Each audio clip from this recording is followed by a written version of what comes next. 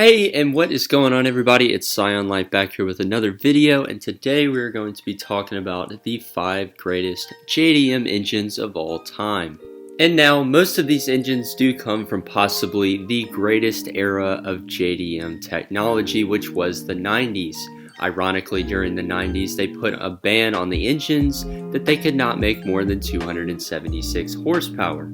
And of course, we all know how that turned out. It made some of the greatest and most powerful and most capable engines of all time. So if you like this kind of content, be sure to like, subscribe, and leave me a comment down below and let me know what are your top 5 greatest JDM engines of all time. But without further ado, let's go ahead and get on with the video.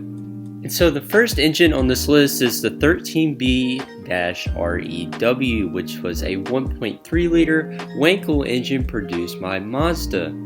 This engine was twin turbocharged, and you can probably guess how much power it made. It made 276 horsepower, as at the time that they produced the engine, they had the limit on how much power an engine could make coming out of Japan. But as we all know, as we can see in the FD-RX-7, this engine made a heck of a lot more horsepower than that and was capable of a lot more than just 276 horsepower.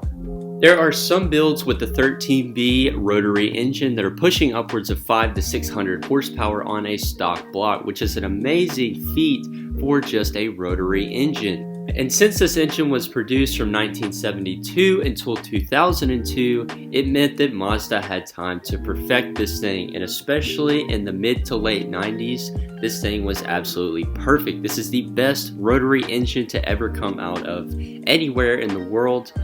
Mazda is most well known for the rotary engine, of course, but there are other companies that have tried and failed. Mazda definitely got it right with this 13B. And not only was it a powerful and very capable engine, but it could also rev up very high. Since it was a rotary engine, the way it's designed, it can rev upwards of 9,000, 10,000, 11,000 RPMs. They dropped a 4-rotor version of this engine into the 787B. I'll put a picture up on the screen right now. This was Mazda's race car, and it was the first Japanese car and the only Japanese car to this day to actually win the 24 Hours of Le Mans. So this engine has not only been a legend on the road, but it has also been a legend and a huge step forward for Japan on the track as well. This kind of entered Japan into the racing market. We can see now a bunch of Japanese manufacturers are getting into different kinds of racing, whether it be Formula 1, NASCAR, World Rally Championship, like with Subaru back in the 90s and early 2000s. And on top of all this engine was also very light, which made it great for drifting and for tracking as well, because it could sit very low in the engine bay and it just sounds amazing. Take a listen to this RX-7 right here.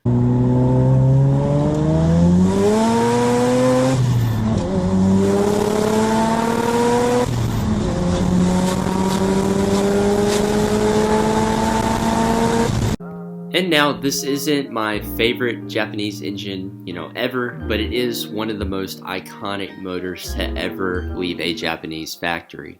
And now the second engine on this list is one that a lot of you would expect to be on here. It is the 2JZ GTE, which for those of you who don't know, was a twin turbocharged 6-cylinder that came out of Toyota.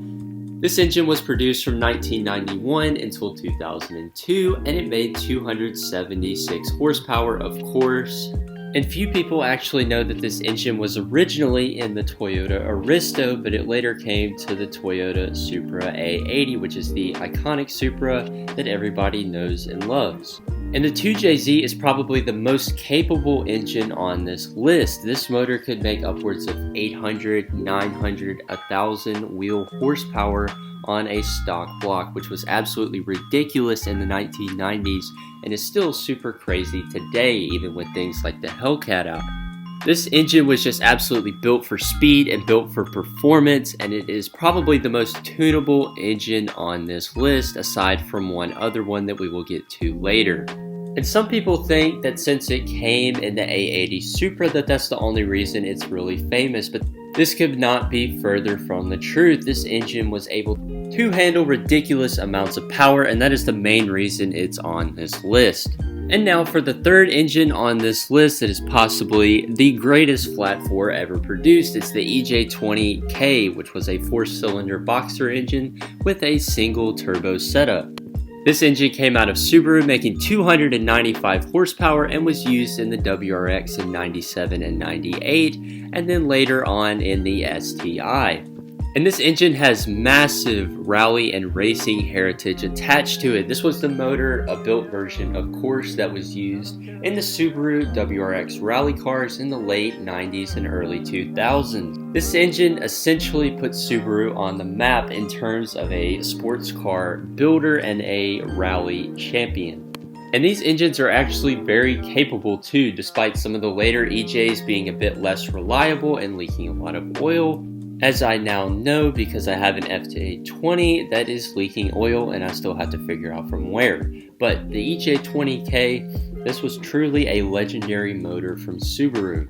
And there are some builds in earlier STIs and especially the late 90s WRXs that are pushing upwards of 600 wheel horsepower. Now this isn't as much as the other engines on this list, but this engine is still extremely capable. And for the 90s in a rally car, 600 plus wheel horsepower on a stock block was not something to laugh at. Even today, in a rally car, that is a lot of power, but especially back then, this really made Subaru a serious force in the rally industry. And I am a bit biased here because this EJ20 is probably my favorite car on this list, simply because I love the Subaru Rumble.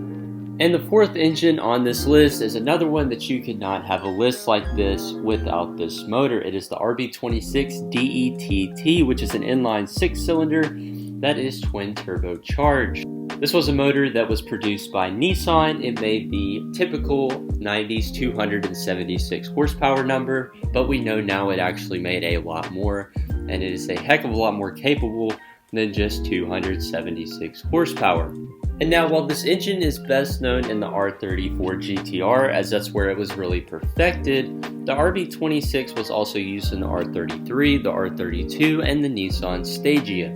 And this engine in the 90s was probably the biggest competitor to the 2JZ simply because of the power numbers you could reach with this engine. You can make upwards of 700, 800 horsepower out of this inline 6.